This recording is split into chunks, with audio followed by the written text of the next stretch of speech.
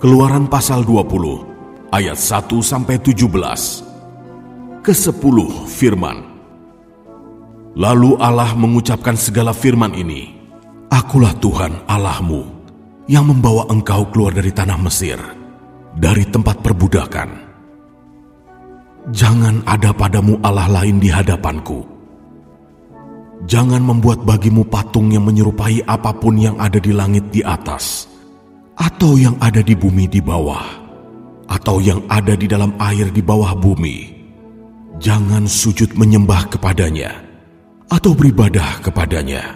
Sebab Aku, Tuhan Allahmu, adalah Allah yang cemburu, yang membalaskan kesalahan bapa kepada anak-anaknya, kepada keturunan yang ketiga dan keempat dari orang-orang yang membenci Aku. Tetapi Aku menunjukkan kasih setia kepada beribu-ribu orang, yaitu mereka yang mengasihi Aku dan yang berpegang pada perintah-perintahku. Jangan menyebut nama Tuhan Allahmu dengan sembarangan, sebab Tuhan akan memandang bersalah orang yang menyebut namanya dengan sembarangan. Ingatlah dan kuduskanlah hari Sabat. 6 hari lamanya engkau akan bekerja dan melakukan segala pekerjaanmu. Tetapi hari ke-7 adalah hari Sabat Tuhan Allahmu.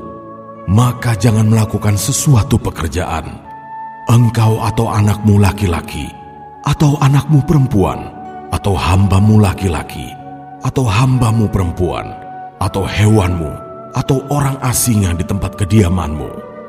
Sebab 6 hari lamanya Tuhan menjadikan langit dan bumi, laut dan segala isinya, dan Ia berhenti pada hari ke-7. Itulah sebabnya Tuhan memberkati hari Sabat dan menguduskannya. Hormatilah ayahmu dan ibumu, supaya lanjut umurmu di tanah yang diberikan Tuhan Allahmu kepadamu. Jangan membunuh, jangan berzinah, jangan mencuri, jangan mengucapkan saksi dusta tentang sesamamu. Jangan mengingini rumah sesamamu. Jangan mengingini istrinya, atau hambanya laki-laki, atau hambanya perempuan, atau lembunya, atau keledainya, atau apapun yang dipunyai sesamamu. Ayat 18-21. Orang Israel takut menghadapi kedatangan Tuhan.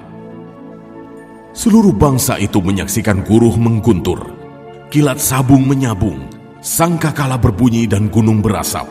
Maka bangsa itu takut dan gemetar, dan mereka berdiri jauh-jauh. Mereka berkata kepada Musa, Engkaulah berbicara dengan kami, maka kami akan mendengarkan. Tetapi janganlah Allah berbicara dengan kami, nanti kami mati. Tetapi Musa berkata kepada bangsa itu, Janganlah takut, sebab Allah telah datang dengan maksud untuk mencoba kamu, dan dengan maksud supaya takut akan Dia ada padamu, agar kamu jangan berbuat dosa. Adapun bangsa itu berdiri jauh-jauh, tetapi Musa pergi mendekati embun yang kelam di mana Allah ada. Ayat 22-26. Peraturan tentang kebaktian. Lalu berfirmanlah Tuhan kepada Musa, Beginilah kau katakan kepada orang Israel, Kamu sendiri telah menyaksikan bahwa Aku berbicara dengan kamu dari langit. Janganlah kamu membuat di sampingku Allah perak, juga Allah emas, janganlah kamu buat bagimu. Kau buatlah bagiku mezbah dari tanah, dan persembahkanlah di atasnya korban bakaranmu, dan korban keselamatanmu, kambing dombamu dan lembu sapimu, pada setiap tempat yang kutentukan menjadi tempat peringatan bagi namaku. Aku akan datang kepadamu dan memberkati engkau. Tetapi jika engkau membuat bagiku mezbah dari batu, maka jangan engkau mendirikannya dari batu pahat. Sebab apabila engkau mengerjakannya dengan beliung, maka engkau melanggar kekudusannya. Juga jangan engkau naik tangga ke atas mezbahku, supaya auratmu jangan kelihatan di atasnya. Keluaran pasal 21 ayat 1-11. Tentang hak budak Ibrani. Inilah peraturan-peraturan yang harus kau bawa ke depan mereka. Apabila engkau membeli seorang budak Ibrani, maka haruslah ia bekerja padamu 6 tahun lamanya. Tetapi pada tahun yang ketujuh, ia diizinkan keluar sebagai orang merdeka dengan tidak membayar tebusan apa-apa. Jika ia datang seorang diri saja, maka keluar pun ia seorang diri. Jika ia mempunyai istri, maka istrinya itu diizinkan keluar bersama-sama dengan dia. Jika tuannya memberikan kepadanya seorang istri, dan perempuan itu melahirkan anak-anak lelaki atau perempuan, maka perempuan itu dengan anak-anaknya tetap menjadi kepunyaan tuannya, dan budak laki-laki itu harus keluar seorang diri. Tetapi jika budak itu dengan sungguh-sungguh berkata, "Aku cinta kepada tuanku, kepada istriku dan kepada anak-anakku, aku tidak mau keluar sebagai orang merdeka," maka haruslah tuannya itu membawanya menghadap Allah, lalu membawanya ke pintu atau ke tiang pintu, dan tuannya itu menusuk telinganya dengan penusuk, dan budak itu bekerja pada tuannya untuk seumur hidup. Apabila ada seorang menjual anaknya yang perempuan sebagai budak, maka perempuan itu tidak boleh keluar seperti cara budak-budak lelaki keluar. Jika perempuan itu tidak disukai tuannya yang telah menyediakannya bagi dirinya sendiri, maka haruslah tuannya itu mengizinkan ia ditebus. Tuannya itu tidak berhak untuk menjualnya kepada bangsa asing, karena ia memungkiri janjinya kepada perempuan itu. Jika tuannya itu menyediakannya bagi anaknya laki-laki, maka haruslah tuannya itu memperlakukannya seperti anak-anak perempuan berhak diperlakukan. Jika tuannya itu mengambil perempuan lain, ia tidak boleh mengurangi makanan perempuan itu, pakaiannya, dan persetubuhan dengan dia. Jika tuannya itu tidak melakukan ketiga hal itu kepadanya, maka perempuan itu harus diizinkan keluar dengan tidak membayar uang tebusan apa-apa. Ayat 12-36.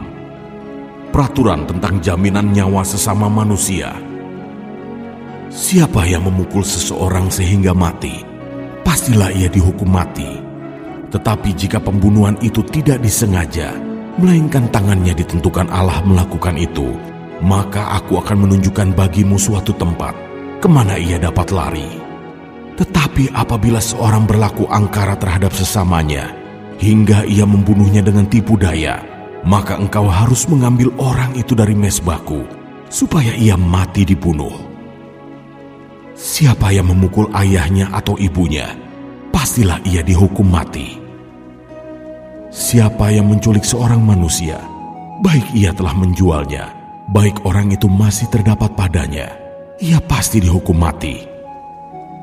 Siapa yang mengutuki ayahnya atau ibunya, ia pasti dihukum mati. Apabila ada orang bertengkar, dan yang seorang memukul yang lain dengan batu atau dengan tinjunya, sehingga yang lain itu memang tidak mati, tetapi terpaksa berbaring di tempat tidur, maka orang yang memukul itu bebas dari hukuman, jika yang lain itu dapat bangkit lagi dan dapat berjalan di luar dengan memakai tongkat. Hanya ia harus membayar kerugian orang yang lain itu, karena terpaksa menganggur dan menanggung pengobatannya sampai sembuh. Apabila seseorang memukul budaknya laki-laki atau perempuan dengan tongkat, sehingga mati karena pukulan itu, pastilah budak itu dibalaskan. Hanya jika budak itu masih hidup sehari dua, maka janganlah dituntut belanya, sebab budak itu adalah miliknya sendiri. Apabila ada orang berkelahi, dan seorang dari mereka tertumbuk kepada seorang perempuan yang sedang mengandung, sehingga keguguran kandungan, tetapi tidak mendapat kecelakaan yang membawa maut, maka pastilah ia didenda sebanyak yang dikenakan oleh suami perempuan itu kepadanya, dan ia harus membayarnya menurut putusan hakim. Tetapi jika perempuan itu mendapat kecelakaan yang membawa maut, maka engkau harus memberikan nyawa ganti nyawa, mata ganti mata, gigi ganti gigi, tangan ganti tangan, kaki ganti kaki, lecur ganti lecur, luka ganti luka, bengkak ganti bengkak. Apabila seseorang memukul mata budaknya laki-laki atau mata budaknya perempuan dan merusakkannya, maka ia harus melepaskan budak itu sebagai orang merdeka, pengganti kerusakan matanya itu. Dan jika ia menumbuk sampai tanggal gigi budaknya laki-laki atau gigi budaknya perempuan, maka ia harus melepaskan budak itu sebagai orang merdeka, pengganti kehilangan giginya itu. Apabila seekor lembu menanduk seorang laki-laki atau perempuan sehingga mati, maka pastilah lembu itu dilempari mati dengan batu dan dagingnya tidak boleh dimakan, tetapi pemilik lembu itu bebas dari hukuman. Tetapi jika lembu itu sejak dahulu telah sering menanduk dan pemiliknya telah diperingatkan, tetapi tidak mau menjaganya, kemudian lembu itu menanduk mati seorang laki-laki atau perempuan, maka lembu itu harus dilempari mati dengan batu, tetapi pemiliknya pun harus dihukum mati. Jika dibebankan kepadanya uang pendamaian, maka haruslah dibayarnya segala yang dibebankan kepadanya itu sebagai tebusan nyawanya.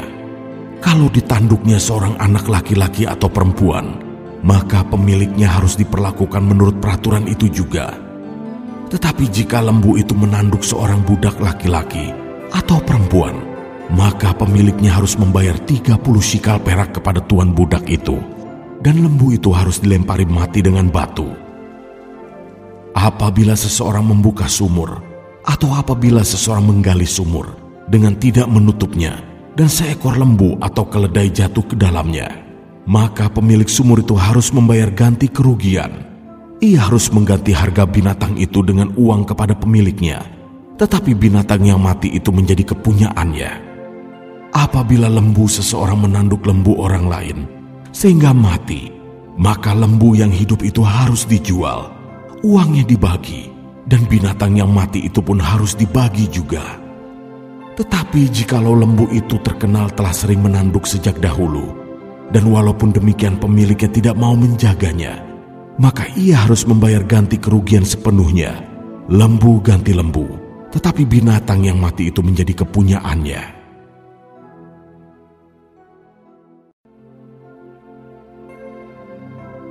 Keluaran pasal 22 ayat 1-17. Peraturan tentang jaminan harta sesama manusia.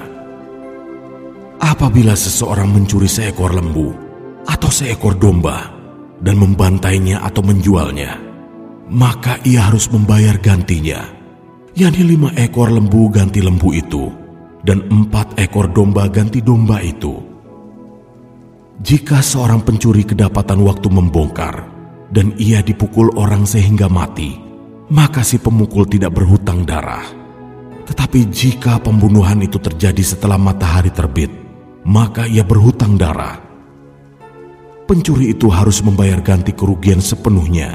Jika ia orang yang tak punya, ia harus dijual ganti apa yang dicurinya itu. Jika yang dicurinya itu masih terdapat padanya dalam keadaan hidup, baik lembu, keledai atau domba, maka ia harus membayar ganti kerugian 2 kali lipat.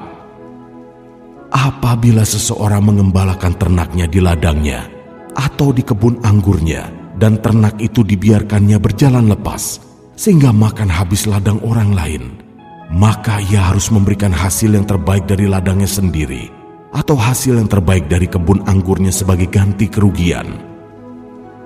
Apabila ada api dinyalakan dan api itu menjilat semak duri, tetapi tumpukan gandum atau gandum yang belum dituai atau seluruh ladang itu ikut juga dimakan api, maka orang yang menyebabkan kebakaran itu harus membayar ganti kerugian sepenuhnya. Apabila seseorang menitipkan kepada temannya uang atau barang, dan itu dicuri dari rumah orang itu, maka jika pencuri itu terdapat, ia harus membayar ganti kerugian 2 kali lipat. Jika pencuri itu tidak terdapat, maka tuan rumah harus pergi menghadap Allah untuk bersumpah bahwa ia tidak mengulurkan tangannya mengambil harta kepunyaan temannya. Dalam tiap-tiap perkara pertengkaran harta, baik tentang seekor lembu, tentang seekor keledai, tentang seekor domba, tentang sehelai pakaian, baik tentang barang apapun yang kehilangan, kalau seorang mengatakan, "Inilah kepunyaanku," maka perkara kedua orang itu harus dibawa ke hadapan Allah. Siapa yang dipersalahkan oleh Allah haruslah membayar kepada temannya ganti kerugian 2 kali lipat. Apabila seseorang menitipkan kepada temannya seekor keledai, atau lembu, atau seekor domba, atau binatang apapun dan binatang itu mati, atau patah kakinya, atau dihalau orang dengan kekerasan, dengan tidak ada orang yang melihatnya, maka sumpah di hadapan Tuhan harus menentukan di antara kedua orang itu, apakah ia tidak mengulurkan tangannya mengambil harta kepunyaan temannya, dan pemilik harus menerima sumpah itu, dan yang lain itu tidak usah membayar ganti kerugian. Tetapi jika binatang itu benar-benar dicuri orang daripadanya, maka ia harus membayar ganti kerugian kepada pemilik. Jika binatang itu benar-benar diterkam oleh binatang buas, maka ia harus membawanya sebagai bukti. Tidak usah ia membayar ganti binatang yang diterkam itu. Apabila seseorang meminjam seekor binatang dari temannya, dan binatang itu patah kakinya atau mati, ketika pemiliknya tidak ada di situ, maka ia harus membayar ganti kerugian sepenuhnya. Tetapi jika pemiliknya ada di situ, maka tidak usahlah ia membayar ganti kerugian. Jika binatang itu disewa, maka kerugian itu telah termasuk dalam sewa. Apabila seseorang membujuk seorang anak perawan yang belum bertunangan dan tidur dengan dia, maka haruslah ia mengambilnya menjadi istrinya dengan membayar mas kawin. Jika ayah perempuan itu sungguh-sungguh menolak memberikannya kepadanya, maka ia harus juga membayar perak itu sepenuhnya, sebanyak mas kawin anak perawan. Ayat 18-20. Peraturan tentang dosa yang keji.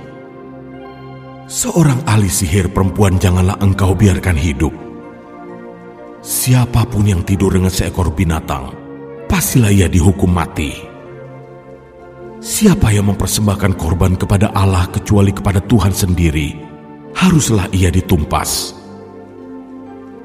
Ayat 21-27. Peraturan tentang orang-orang yang tidak mampu. Janganlah kau tindas atau kau tekan seorang orang asing, sebab kamu pun dahulu adalah orang asing di tanah Mesir. Seseorang janda atau anak yatim, janganlah kamu tindas. Jika engkau memang menindas mereka ini, tentulah aku akan mendengarkan seruan mereka. Jika mereka berseru-seru kepadaku dengan nyaring, maka murkaku akan bangkit, dan aku akan membunuh kamu dengan pedang, sehingga istri-istrimu menjadi janda dan anak-anakmu menjadi yatim. Jika engkau meminjamkan uang kepada salah seorang dari umatku, orang yang miskin di antaramu, maka janganlah engkau berlaku sebagai seorang penagih hutang terhadap dia. Janganlah kamu bebankan bunga uang kepadanya. Jika engkau sampai mengambil jubah temanmu sebagai gadai, maka haruslah engkau mengembalikannya kepadanya sebelum matahari terbenam. Sebab hanya itu saja penutup tubuhnya, itulah pemalut kulitnya. Pakai apakah ia pergi tidur? Maka apabila ia berseru-seru kepadaku, aku akan mendengarkannya, sebab aku ini pengasih. Ayat 28-31.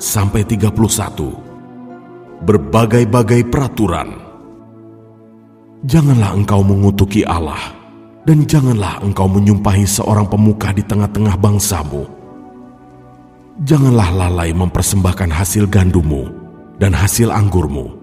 Yang sulung dari anak-anakmu lelaki haruslah kau persembahkan kepadaku. Demikian juga harus kau perbuat dengan lembu sapimu dan dengan kambing dombamu.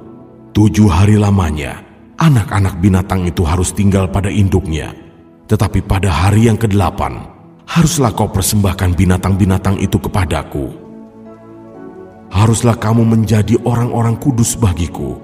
Daging ternak yang diterkam di padang oleh binatang buas, janganlah kamu makan, tetapi haruslah kamu lemparkan kepada anjing.